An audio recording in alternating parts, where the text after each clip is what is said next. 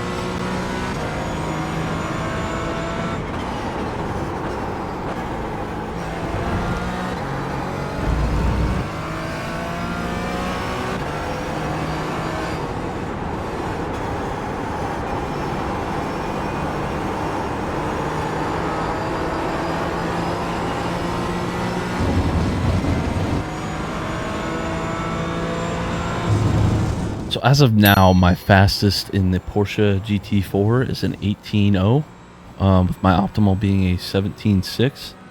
I would really love to be able to show you a 17.6, but man, I don't know what I did.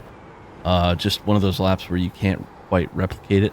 But nonetheless, an 18.0 I feel like is a decent enough lap to kind of give some pointers and tips and tricks. So basically what I'm going to do, I'm going to let you ride along in my POV in the cockpit of the car. I'm going to show you braking points, tips for shifting, downshifting, all of that stuff, and track limit tips as well, because there's a lot of little places where you can carry more speed than you would think, because you know the track limits are pretty lenient on Road America. Without further ado, let's hop in and hopefully get you guys to run an 18 flat. All right, here we are in the cockpit of the Porsche GT4. We're just going to do a little ride along, look at braking points, shift points, etc. I don't have the advanced telemetry available to show you guys, but down here in the bottom left, I'm going to point this out to where I can show you the brake pressure I'm applying, the timing, and all that good stuff. So here we go.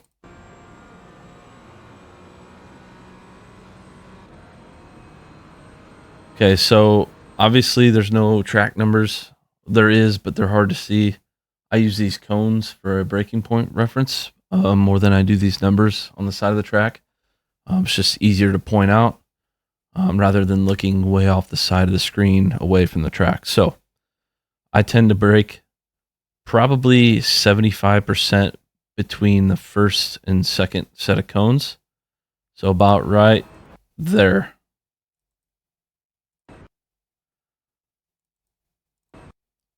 Right there, I start applying my brake. Actually, probably halfway between the first and second set of cones. Downshift to fifth immediately. And to third, make sure you use up this curb. If you notice, it's a lot wider than a normal curb, so you can really get on there and really hit the apex with a lot of speed. And as you notice here, there's a little extra curbing as well. Don't be afraid to carry a little more speed and try things out. Test the track limits for yourselves, and eventually you'll figure out a good, happy medium. Okay, this is kind of a tricky braking zone here. Obviously, the numbers are pretty hard to see.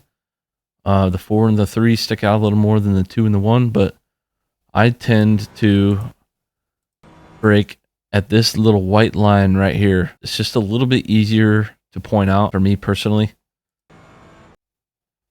So about 50% braking, actually pretty heavy braking, and then I tail it off, a little trail braking to get the car to rotate into the corner, into the apex. And you kind of want to do somewhat of a mid to late apex. So somewhere in here is where you want to prioritize your front right tire to touch the curb.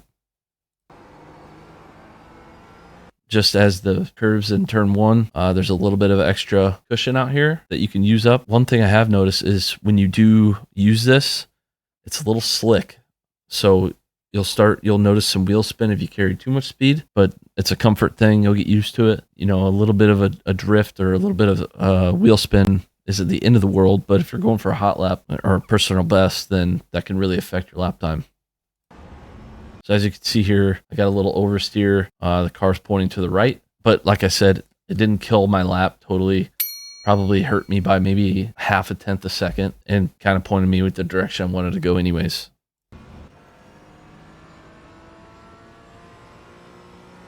This part's pretty self-explanatory, flat out.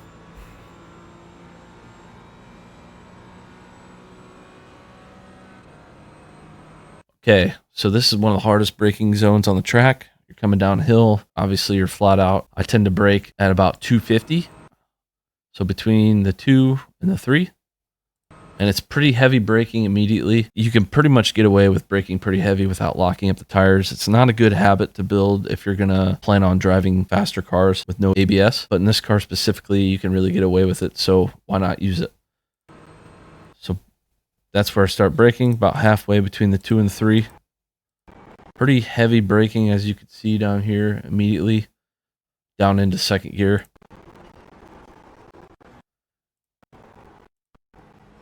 This is another turn that you can really take advantage of. Okay, there's a lot of pavement out here, and this is not off track, this darker pavement right here. So make sure you use this all up, carry more speed through here since you're allowed to drift a little bit wider.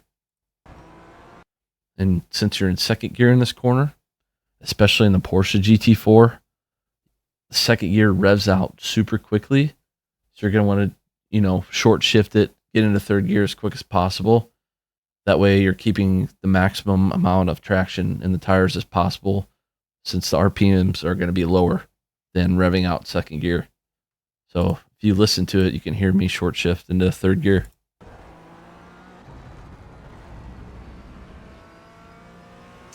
Now this corner, it's a little bit tricky to pick a braking spot because you're coming up over a hill. Can't really see much until you're already at the corner. Let's just watch it through and see if we can pick out a reference point.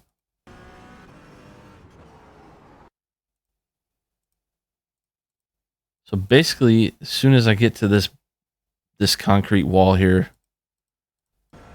when I start braking, and I just get into fourth before I have to downshift right back down to third. Not a very heavy braking zone, about 50%, down into third, down into second.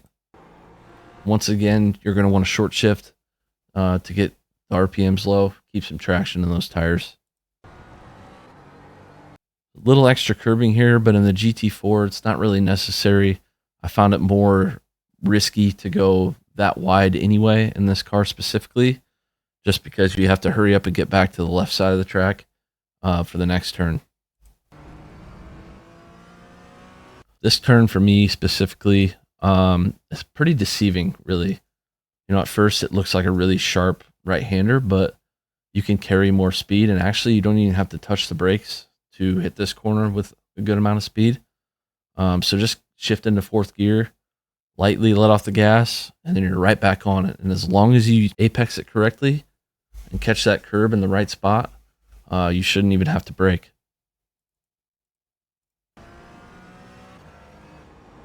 %, throttle, you see down here. So I never quite fully let off, but definitely decelerated a little bit. Apex it right in the middle of this curb. So you want to be looking here right now. Don't turn in too early. Don't turn in too late. It's just going to be a little bit of trial and error. Basically, right when you get to the end of this concrete wall right here is when you start your turn in. Catch the curb, get right back on the gas, use up all the curb on the exit. As you can see how wide it is, they give you a lot of room to carry more speed through that turn there. Okay, coming down into, what turn is this? Turn 8. I tend to try to brake around the 200 mark. Pretty heavy braking once again. Down into second gear. Use up all of the inside of this curb. And once again, you're in second gear. You're going to rev out quickly. So it's better to short shift it and get into third gear as quick as possible. All right, coming into the carousel. Your fourth gear. Flat out. Flat out. Man, it's really a feel thing. You really just have to do some laps and feel it out. This is one of those corners where, you know, a slower entry speed equals a greater exit speed, and you'll be able to carry a lot more speed down into the kink, which is the next turn. So I would recommend fourth gear, just lightly feather off the gas, maybe not fully off the gas through the whole middle part of the turn. But as you can see, I dropped down at about 25% throttle, let off through the middle portion of the turn, drift a little bit wider, start accelerating and gaining some speed for the next straight. And you can notice this curb here, but I would say it's not necessarily a huge priority to catch that curb, specifically in the GT4. If you stay a little bit wider, it allows you to carry a little bit more speed down into the next turn. You know, I've tried it both ways, and I found that staying a little bit wider, not necessarily prioritizing this curb here, and just really carrying your speed throughout the corner gains you more time on the track than it does just to hit the curb. So don't feel like you have to hit this. Use up all of the exit, heading down towards the kink. Now this corner I struggled with a little bit. I felt really slow there for a while. I eventually found that you really don't need a brake here whatsoever. So right at the 100 mark, you're just going to let off the gas slightly, and then you're going to get it right back on the gas, catch the curb up ahead. I'm already starting my turn in by the time I hit the 1. So just practice your timing. As soon as I let off the gas, I'm turning in. Now you can see my wheel down here. Look at the coordination between my wheel and my gas pedal.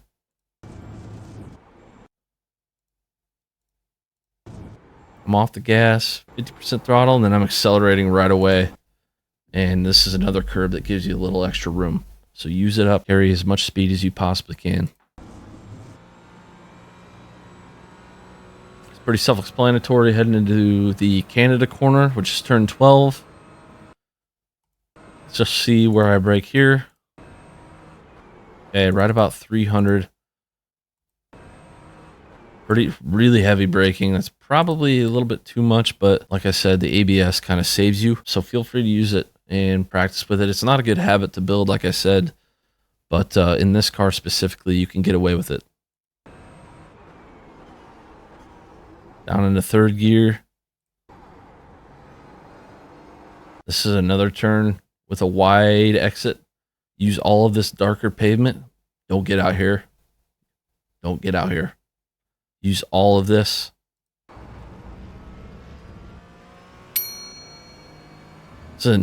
I mean, this track's riddled with just deceiving corners that it's just hard to wrap your head around where the apex is at, you know, how much speed you really can carry. So this corner can really make or break your lap right here. Looking at it, you think, oh, I need to get on the brakes. I need to decelerate. I need to downshift, right? You don't. Just watch it. I'm barely letting off the gas, about 50% throttle. Make sure you catch the apex of this curb. Use up all the exit. But be careful. This can really, really bite you. I do not suggest pushing this beyond your limits, especially in a race. But if you're in a test session, try it over and over. Figure out your happy medium and find a good balance of what's fast and what's consistent. Right back to the left side of the track for the final turn on the track, which is turn 14. We're braking at the 200 mark, or this white line right here. Heavy braking once again, down in the third gear. This is a little bit of a late apex. It's a little bit deceiving. So the apex is about right here. It's where you want to catch it. And then you're going to want to use up all the curb on the exit of the turn. A little bit of a late apex, as you can see. Use it up. And bam. You're up the hill, across the start-finish line. And hopefully you ran an 18 flat or better. Do me a favor, if this video or my last hot lap video or any other of my videos have helped you in any way, shoot me a like, consider subscribing. Let me know what it helped you with, and I'm going to continue making these. I'm going to continue trying to be better at analyzing myself and my laps and how to present this information to everybody watching. I appreciate everybody who checks out my videos, and I hope to see you guys again.